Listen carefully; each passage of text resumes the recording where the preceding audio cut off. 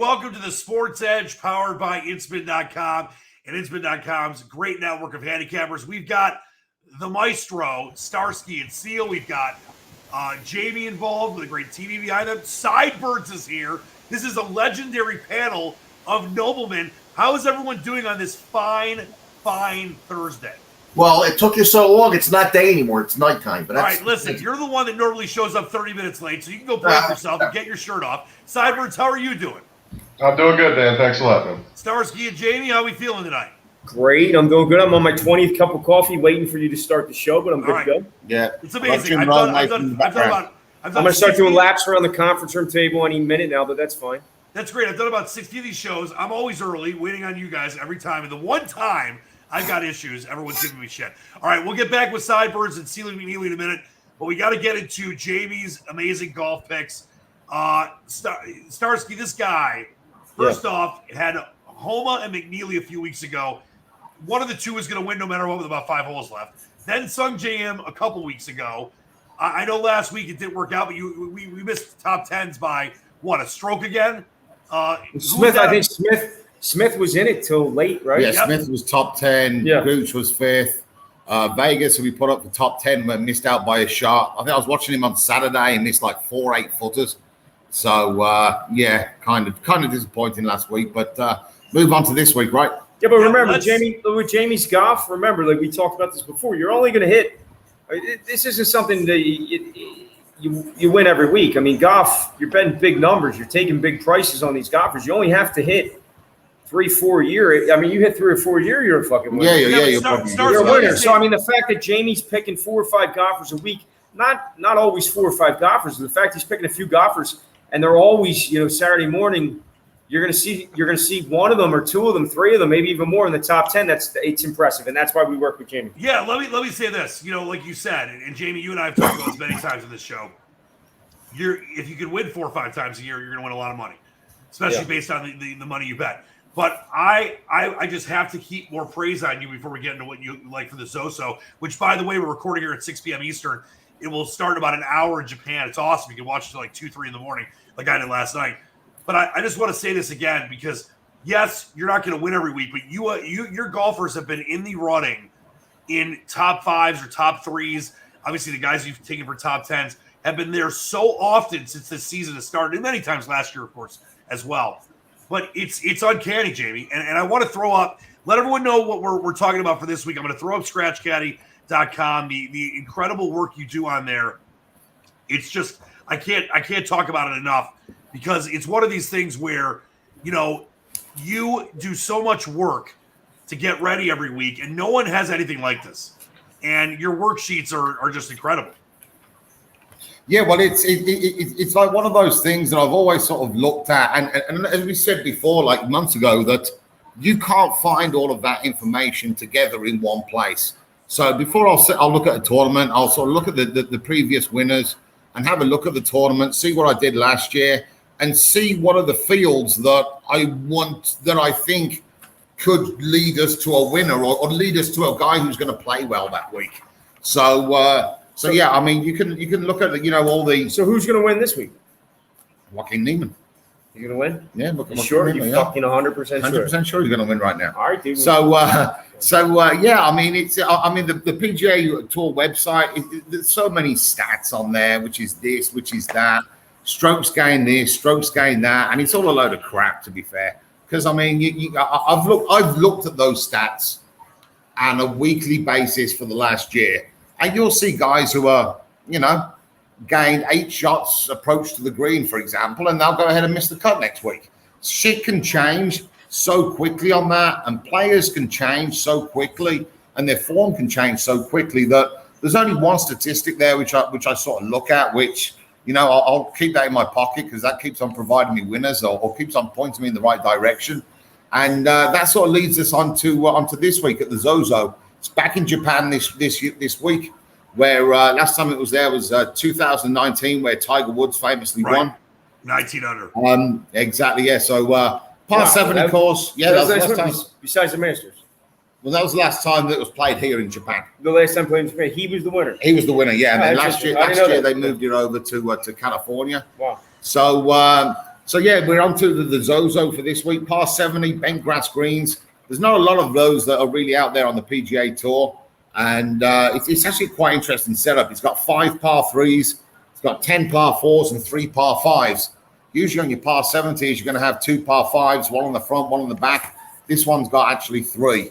So I was looking at a few guys. The one thing that's real interesting right now is we had Schauffele and Morikawa at the head of the betting. And the one thing I've noticed after the Ryder Cup is that these Americans haven't been performing after the Ryder Cup. You take a shot. I'm just saying that. You got a problem just because we whooped your ass. Yeah, you do. 100%. You absolutely.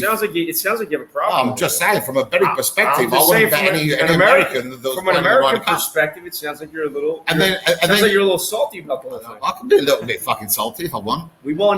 But then you look at last week. You know the Europeans look terrible at the Ryder Cup. Look at McIlroy then last week. McIlroy comes out, wins last week after crying his eyes out at the Ryder Cup. Yeah. Matt Fitzpatrick looked like a lost schoolboy at the Ryder Cup. He goes and wins over at Valderrama.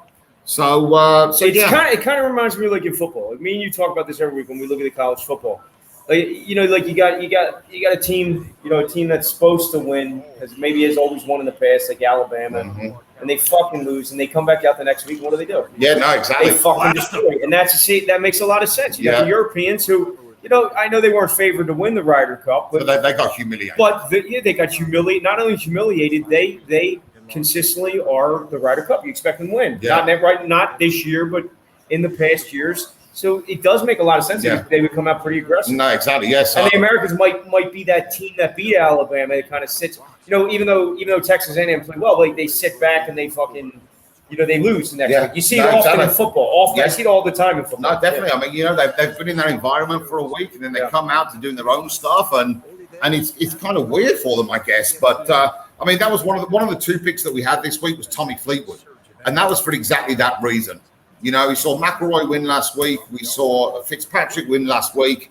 Tommy Fleetwood can definitely contend around this course. It's kind of right up his alley where you need you need to be straight driving. It's a tree line course.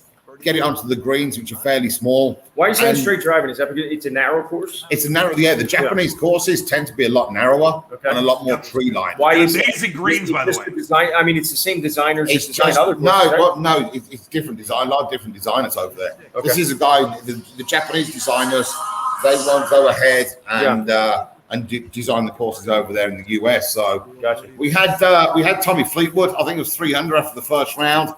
The main pick, though, was Joaquin Niemann. Yep. Joaquin Niemann's around, 20-1, 25-1, I think.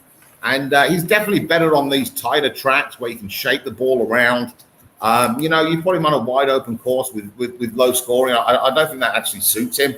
But he actually won on the par 70 course with bent grass greens at the Greenbrier. That's his only win on the PGA Tour so far. He's had 3rd and 8th on comparison courses. The comparison courses that I looked at were kind of the Valspar, the WGC over in Mexico. So he's had some good performances over there. And I really like Joaquin Niemann, especially with the 2 Americans at the top of the betting there from the Ryder Cup that were very short prices.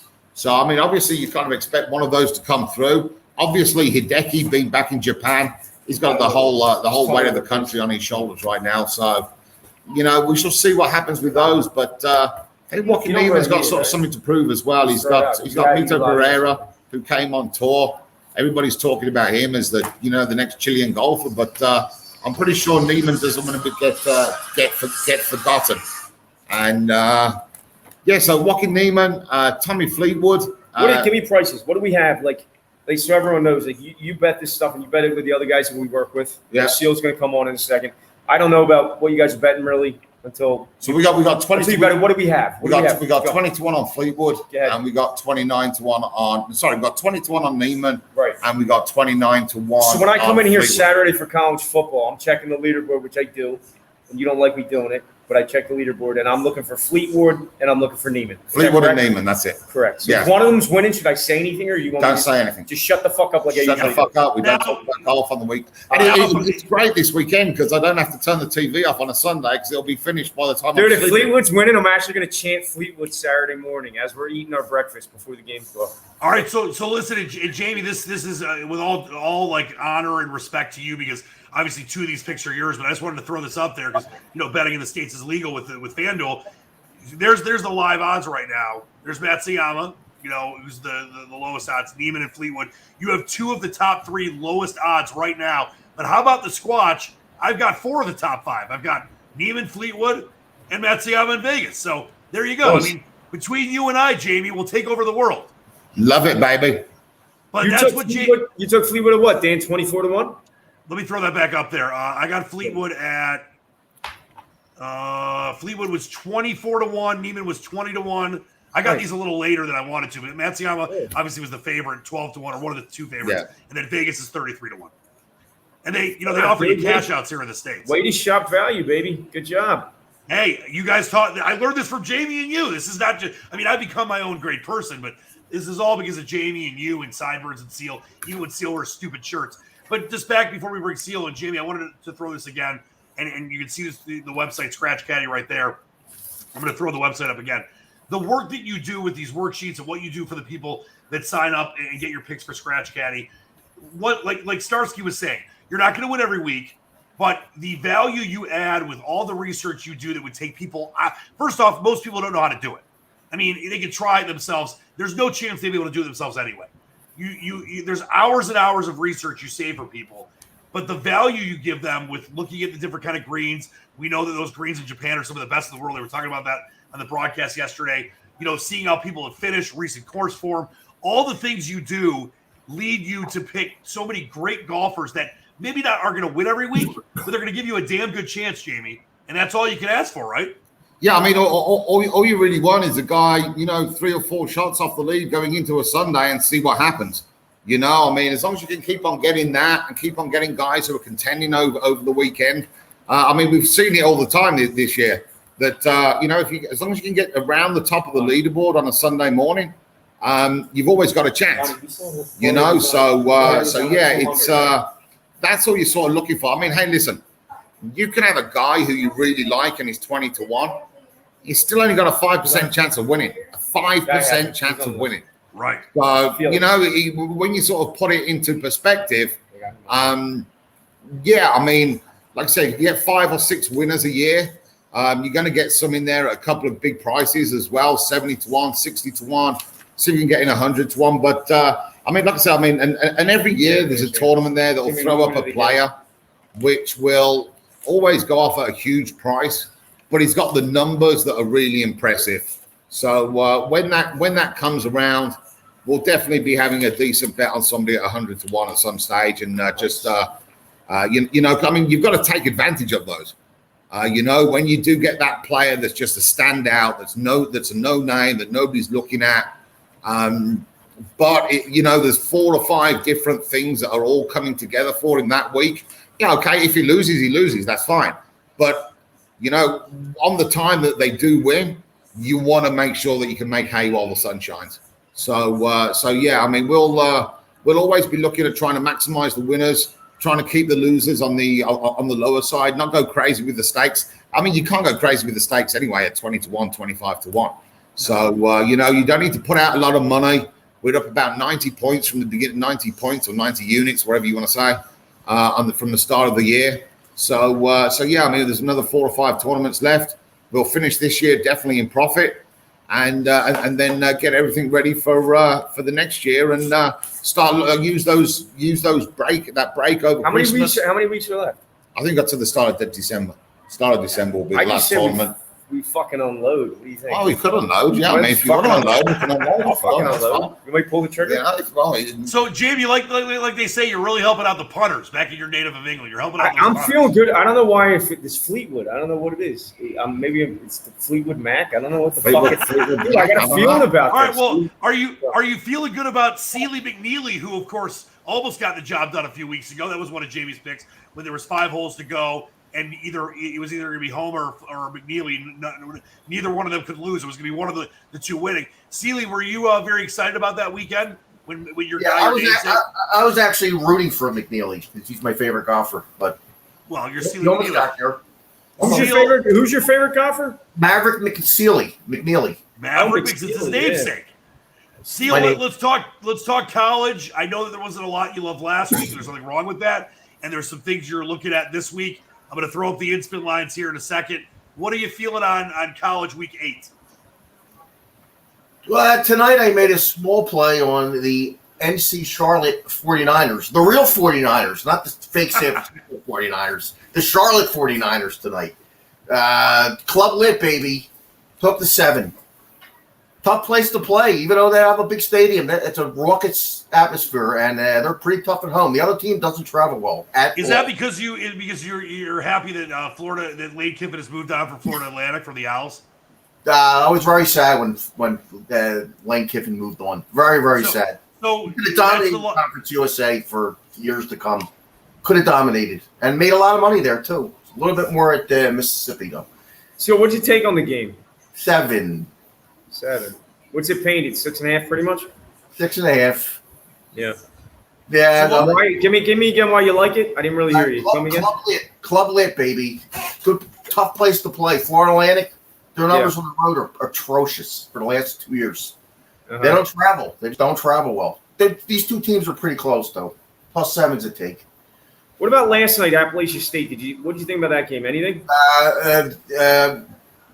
The reason I'm asking, they're coming off a bad loss week before. Yeah, there was a lot of money. That game opened. Believe it or not, that game opened pick'em Sunday night. Really? Coastal Carolina went to Coastal 5. Carolina got that much money? Yep. Wow. Yeah. What did it close? 4.5, right? 4.5. 4.5. Coastal Carolina's they're a tough team. They just didn't. Well, you could have taken 5? Was there 5 out there on Appalachian State? Yeah. Yeah. Let's take a look at. I know there's some other things you're looking at. Give us some leads here as we get into the big slate on Saturday. I'll toss out my first NBA play of the year tonight. Ooh, you nothing else on college? You want to do an NBA play? I have another college game, but I'll toss out an NBA game tonight. All right, wait on the NBA game. It's called the tease of the business. Let's talk college for a minute. Then we'll get to your first NBA play of the year. What do we got in college coming up on Saturday? Love the Flames of Liberty. Liberty. Was that? Aren't they coming out? They're coming off a big loss too, right? Yeah. I like the first half. North Texas. Why first half? Coach lay into them. All I can say is Hugh Freeze is so upset. Yeah. And if he was back at Mississippi and he had his old Mississippi phone, he would have dialed up 3 hookers instead of 1. After that, fucking destroyed them. He was sick. I think he threw up, actually. Wow, that's awesome. Good stuff.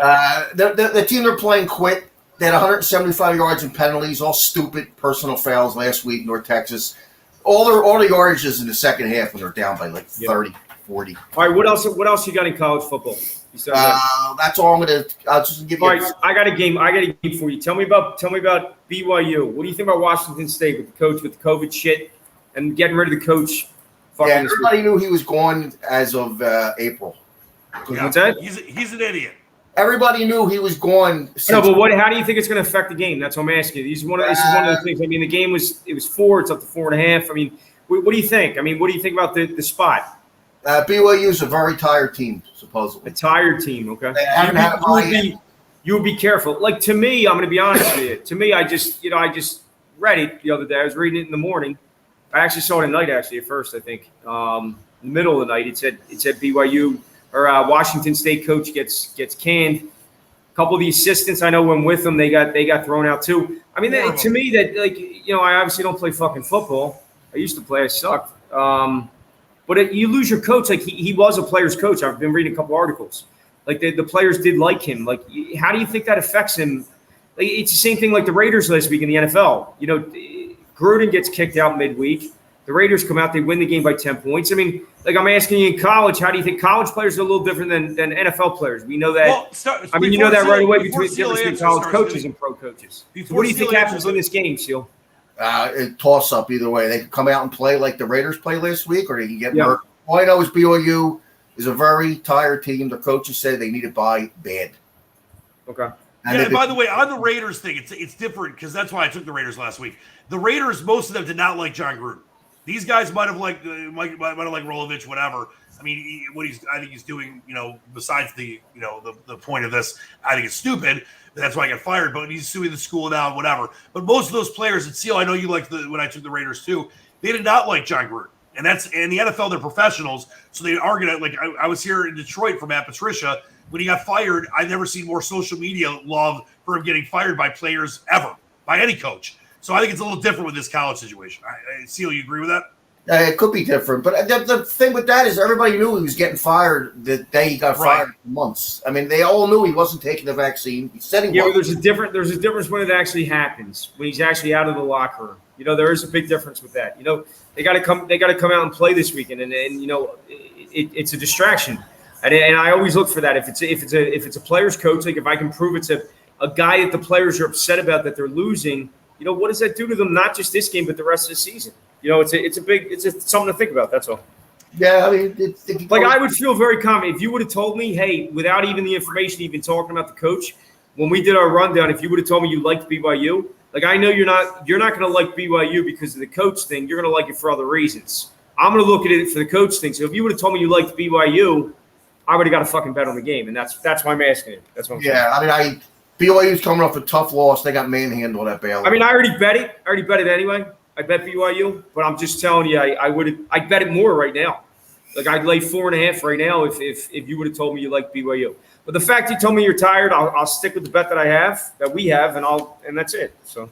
Well, and this is the furthest point before we get into Seal's NBA picks or NBA pick. His first NBA pick of the season. He killed it last year.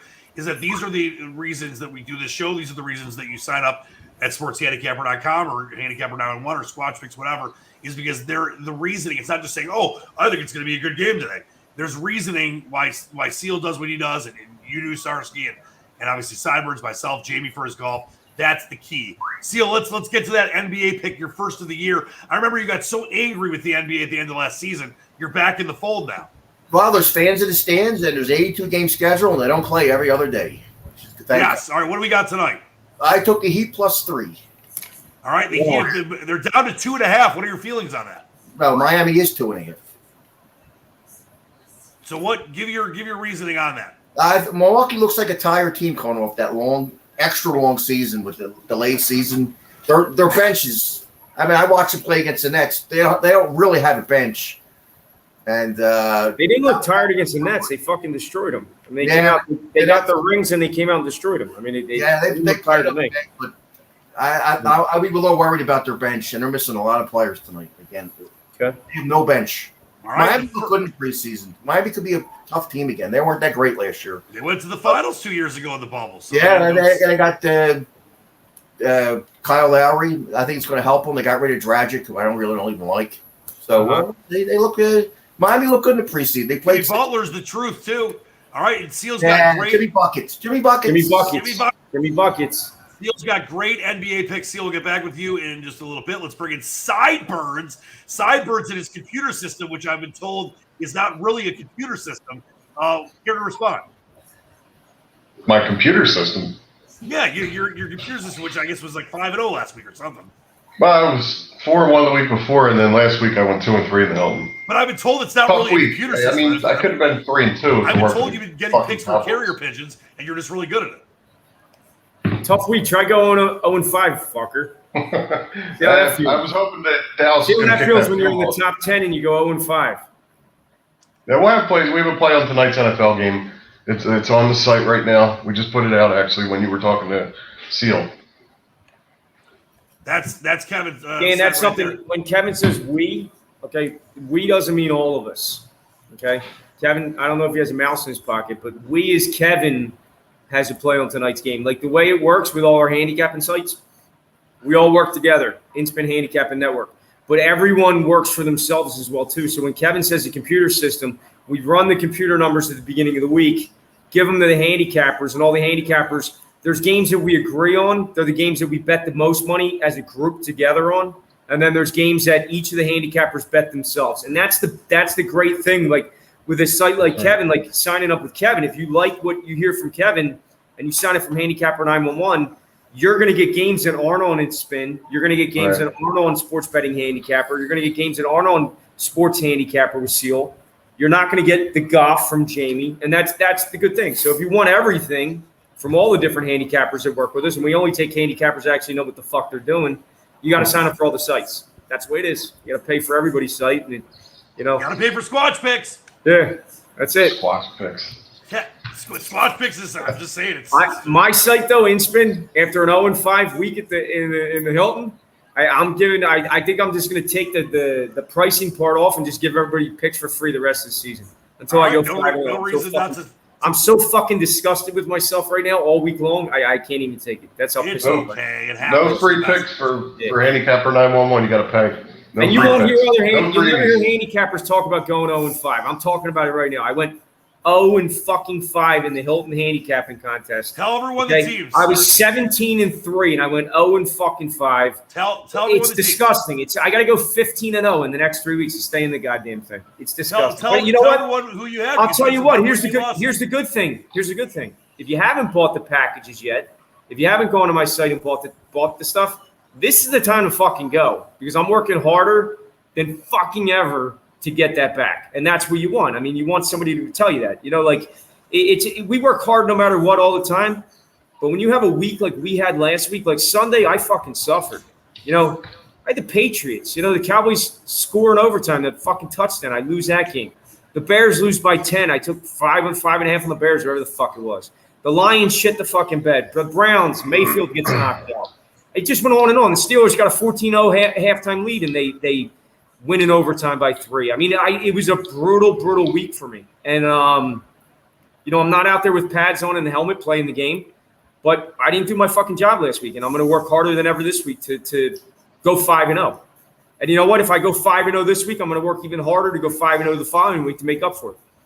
I love it. Kevin, tell everyone before we get into our NFL picks, tell everyone what the process is for you that maybe hasn't watched the show yet. And, you know, Starsky's laid it out. Jamie's laid it out. I lay out how I do certain things. And, of course, Seal's been doing it forever. He's the youngest of the bunch here. Explain your process to people and why they should get involved. The process is it's pretty simple, actually. Like, we all have a computer number that we each get. And then we go and we handicap the games ourselves. And our team of handicappers, like Starsky was saying, they go and get information. And then we decide on what to bet based on that information. All right, that was a pretty succinct answer. Computer number helps, but the information that's out there, it just makes that play that much stronger. That's the difference. And you can't just take like we know this. We can't just take our computer numbers, the number we come up with, and go out and bet. I mean, it's too hard to get down. We can't get the best numbers everywhere anymore. People know who we are. It's a different game. And if you don't adapt, if you don't change, you're not going to make money. And that's why we had to adapt and change. So we take computer numbers at the beginning of the week for all the sports. Like Seal, I'll give you an example. Like he bets he gave a basketball side out today, but he usually bets basketball totals. Seal makes his own numbers on the totals. He makes it a number. Okay. And then if he makes a number on a game and the number that's out there is dramatically off. And when I say out there, I mean in the market across, you know, Vegas. I mean, everybody pretty much uses the same fucking numbers. I mean, it's only half-point differences. If a total on a basketball Can I ask you a question on that? Can I stop you? Yeah, sure. Explain to that, because that's something that even I'm still learning. How are all the numbers the same? Where does that originate from? Well, it comes from a computer model. And that's where we come in. Like it comes from a computer model that comes up with the numbers, spits it out, gives it to the Vegas casinos or whoever, you know, opens first. Now, I don't even know who opens first now, to be honest with you. Back in the day, you would hear, Chris opened first, offshore, Vegas opened first, this place opened first. I don't even know who opens first, but they open the opening lines are opened, and then they get banged up in the early. Seal knows this. Early when they come out, they get banged around a little bit. They get banged into shape, and then throughout the week, they're pretty much there unless information comes out. You know, unless injury information comes out. You know, weather information, like on totals, a football game, like if a weather forecast comes out, it says it's going to be, you know, high winds, 30-mile-an-hour winds and rain or snow. You know, you see a total go from 42 to 36 or whatever it is. And that's moving. It's not moving because the bookmakers got that information. It's moving because people like Seal got that information and other people like Seal, because we're not the only ones in the game. There is other sharp players out there. There's not a lot of them. Not And as good as Seal. we're betting the games. And what happens is when we bet the games, people who know us come in and they follow us. So if we're going under 42, 40, like we might have an order. We might have information on the game and then go under 42. And then we might go under 41 and a half. And then we might even go under 41. Other people are coming in, they're going under 40 and a half, 40, 39 and a half, 39. It just keeps dropping and dropping. It's driven by the money that's coming in. Okay, the more money that comes in on the game, it's just like the stock market. The more money that comes in, it's driving the game up or down. And that's the way it is. But it starts at the beginning of the week with the computer model that creates a number. Then the wise guys come in, they bang that number into shape. And then the rest of the week, the number's there for people to bet.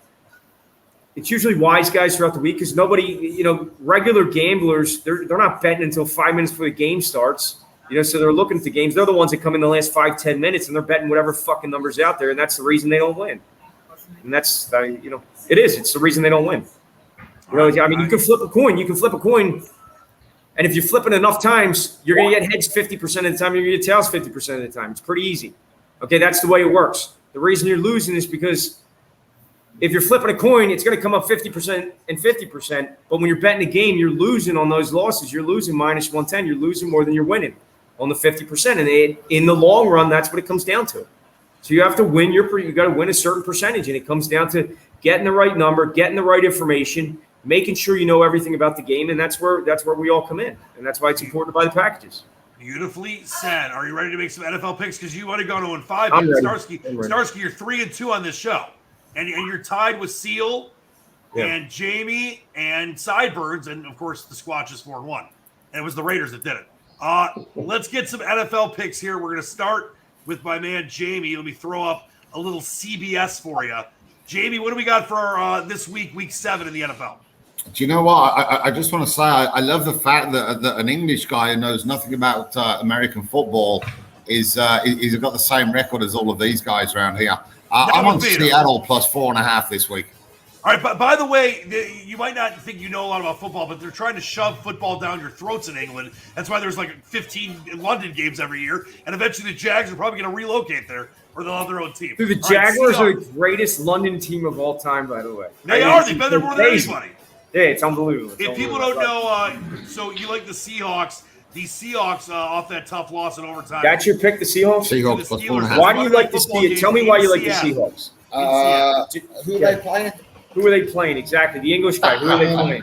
They're playing the Saints on Monday Night Football. They're playing the New Orleans Saints, right? Yeah, no. I even know about Aston Villa. No. I even know about fucking soccer. Who the fuck they're playing? Hey, I hit a 3-game soccer parlay. Let me ask you a question. I saw Taysom Hill got carried off last week. Is he playing this week or not? Nah, he's not practicing yet. He's probably not going to play. Exactly. Okay, so no, you've got to trust Jameis Winston up in Seattle. No, not happening. Seattle plus 4.5. You can bring him in. Sealy, what do you got? I like Seattle too. I don't think New Orleans should be 4.5 over anybody in NFL on the road. No, well, that game's in Seattle too. Rudimentary offense. Should be a low-scoring, close game. I like Seattle too. I like it. Sideburns. I'm going with Tennessee. Going with the Titans. The Titans. Tennessee? Right now, Did Burns freeze? I think he froze up when he said Titans. That's not a good sign. I should be able to run all over that defense. Tennessee, a game of horseshoes? And Travis, what's his name? The running back, Henry, over in player props. Yeah, Henry, by the way, Derrick Henry. Burns, that wasn't part of the show. You're not allowed to throw out prop shit. I'm throwing out a little player props. Let's do a prop segment next week. How about prop of the week? Everybody picks the prop of the week. Sideburns prop of the week. Derrick Henry has 3. I'll tell you my prop of the week. Starsky's not going 0-5. That's my prop of the week. What's your NFL pick, Starsky? You're going to love this. I'm going with the Texans, dude. The Texans? That's well, I can't bring a stand that's up. the most unsquare bet that's been told on this show so far, okay? Because there's no other sharp guy in the world that's going to bet the fucking Texans except for me. But it's plus 17.5 right now, but I'm not going to bet it till game day because I'm going to wait till all the people that are out there all around the country, okay, lay the 17.5, 18, and I'm going to end up taking 21 in the fucking game because I know it's going to be me against everybody else. So I'm taking plus 17 on the Texans. Plus 17.5 on the Texans for show purposes. Talking about a non-square pick, I'm going with the Jets. I think the Patriots are not that good. Yes, they hung in with the Cowboys. I think Mac Jones he's kind of alternating between good games and bad games. I know that the Jets are 3-7 in the last 10 against the spread against the Patriots, but this Jets team with Zach Wilson, who I wanted the Lions to draft, they're playing better for Robert Saleh. I've talked to my friends that cover the Jets. They're practicing really well. They're connected. I think they might lose the game, but I like the touchdown, 3-7 key numbers in pro and college football. So give me the Jets, and there's the picks right there. I'm sorry, it's week 7, not week 6. Wait, I want to tell you that there is reason behind. I just don't bet shit to bet shit. Like there is reasons behind my Texans bet. Texans are. Cardinals are coming off the Rams, San Fran, and Browns. 3 big fucking wins, huge wins. Okay, Rams, 49ers, and Browns. Okay, it's basically they just won the fucking Super Bowl. Okay, they got Green Bay next week. Okay, they're going in, they're playing the Texans. To me, this is a spot that I call it's a letdown game. It's a letdown game. It's a lot of points. It's double digits. How often do you get to take 17.5 in a game? Okay, this isn't the Patriots 5 years ago. I mean, it doesn't happen that often anymore. Okay, so I like it. I mean, I know they have quarterback issues, obviously. I mean, they got team issues, obviously. I'm surprised you didn't go back to my Lions. I just see the Cardinals. I'm not saying I don't see the Texans winning outright. Even if there was a money line on the game, I doubt anybody would put it up. There might be one. Is there a money line, Seal, on the Texans? There's always a money line. Always a money line. Not always. Not if you get really super, super high. What is it? What can you take plus money line is plus right what? now, at least on FanDuel. It's plus, probably minus like 30. What do you see? What do you see plus what on the money line? plus a lot. Yeah, obviously. Right now, the money line. Plus 950. Plus 950. That's it? It's minus 1,600 plus 900, 950. Wow, they rob you. They rob you on those takebacks, don't they? Of course they 17.5. 17 is a much better bet. Cardinals win by a touchdown. I'm taking plus 17. Crazy? This might Cardinals be a win, but Texans cover. That's what I'm taking. The Texans ain't winning, that's for sure. If you said they were going to win, I was going to cut your camera off. No, I'm not that. Dude, I'm not on that much medication. Check this out. You look great, by the way. Check this out. Thanks. This might be a record. Seal, I want you to look into this for me. You have 3 spreads, double-digit spreads in the same week, and it happens later in the year, but not week 7. Lions getting 16 against the Rams, the Cardinals giving 17.5 against the Texans, and the Bucs 12.5 over the Bears. I don't think I've ever seen 3 double-digit spreads this early in the season. Seal, am I crazy? No, it's probably a record for this early in the year. I think it is. And do not touch the Lions this week. It's the Stafford Goff revenge game, and I've kind of sliced and diced every angle of that game. I think the Lions actually might cover, but there's no way I'm touching them. The Rams might win that game 50-10. Who knows? But it's going to be very interesting to see what happens with these big spreads early in the season. There's the picks right there. Starsky is going with the Texans 17.5. Dan, before talking about the Lions, before you get off the show, sure. Tell me about, because you're from Detroit, obviously. Tell me when Stafford left. What was your overall feeling when Stafford left? Well, I appreciate you asking. So I did, I've worked for the biggest sport, the only sports station here. We have all 4 teams. It's the only one in the country that does. And I've worked for the station for a long time. We had lost the Lions rights, so we didn't have the Lions broadcast last year. They're back now, but I was on air when they traded him. I was literally going on air within 3 minutes, and I was supposed to only be on for like an hour after a Tigers game or something. And I ended up staying on. I offered to stay until midnight because we had so many people that wanted to call. I am someone. I got Stafford T-shirts and GOAT Stafford shirts. I was a huge Stafford guy. It was not his fault. The team was run terribly. He's had no running game for basically his entire career in Detroit. I think he had 800-yard rushes his entire career. 1 year, Le'Veon Bell had like 900-yard rushing games. I was a huge Stafford guy, but it was time to move on, Starsky. And I remember doing that show. I was a little emotional because I used to wait tables and wait on Matthew Stafford, and I covered him for years in that locker room. He is an incredible competitor. He loves the city. He donated so much of his time and money to charity to help so many different causes. But I knew that the only way the Lions could get better and rebuild was moving on from Stafford, getting that crazy amount of money. One time he was the highest paid quarterback in the NFL, getting it off the books. And you got multiple high-level draft picks, second and first rounders coming back. You had golf for a couple of years. Doesn't cost you as much. It was the right move, Starsky. But the fans of this city, a lot of them are still rooting for Matthew Stafford because it wasn't his fault. They're not going to root for the Rams, but they're Stafford fans. And It wasn't Barry Sanders' fault either. You guys have a great way of treating the man. How about Calvin Johnson? Awesome Don't get into it. Yeah. It's very Awesome players. Some of the greatest players of all time. You guys really do a good job. How long did it take the Eagles to win a Super Bowl? Thanks a lot. All right, let's get to parting shots. Seal McNeely. Good. Party shots. Who are we starting with? Seal? Go. Yeah, let's start with Seal. He's really good. Party shots. Yep. Let's Party see. shot. They found Brian Laundrie dead in a Florida park. They think Are they you found sure him. it's him? Are they sure it's him? It's official. They think it's him. They think it's him. Oh, thank God. That's No, it good. is him. Do It's you him. think he killed himself? Yes. How's he dead? Maybe a Who killed him? Sasquatch got him. I don't know. A gator? The girl left. She the got bar? strangled. The girl got strangled, so there was nobody he had to kill. Maybe the girl's family killed him. I don't know. No, other than Gator getting him in the swamp where he was at, he killed himself. He left. That's awesome. If he got ate by a gator, that's awesome. Yeah. That's, All right. that's- Great parting shot. Sideburns parting shots. Parting shot. Let's see. Say something special that's meaningful. I gotta go pick up my daughter at school. All right. Great parting shot. Jamie? No, I've got absolutely nothing apart from I got to take some tacos back from my girlfriend tonight. That's about it, dude. All right. Starsky? All right. This is an oldie but goodie from the old days. You're only as good as your last bet, and my last 5 bets were all fucking losers. So nobody bet my Hilton picks this week. Do not bet them. I repeat, do not fucking bet them. Leave me alone and let me work. Leave me alone and let me work. 5-0 now. I don't want any people messaging me or calling me, what he bet, and anything else. I don't even want anybody going to the websites and looking at my picks. Leave them the fuck alone and just let me work, and that's it. All right, That's my parting shot. For me, not to put a damper on the end of the show here, but I do want to say this because it is a positive message. We lost a great friend of ours. He was 49 years old. He dropped dead on a treadmill a couple days ago. Beautiful family, 18-year-old, 50-year-old kids. And it just lets you realize how lucky we are to have this show, how lucky I am to have all of you. We might have a bad week betting, but we're always, doing our best to have fun, make money, make people money, and I'm grateful for that and grateful for us working together. So don't forget how lucky we are to have each other. Nice. Sorry to hear that, Dane. No, I Yeah, appreciate sorry it. to hear It that. just makes you realize how lucky you are to have your great friends. That's like a you guys. terrible story, but as according to Jen Psaki, you can't get treadmills right now, so stop complaining about it. Yeah. For the love of Christ. All Don't right. get treadmills and don't hire guys named Sam. Don't do that. Don't do it.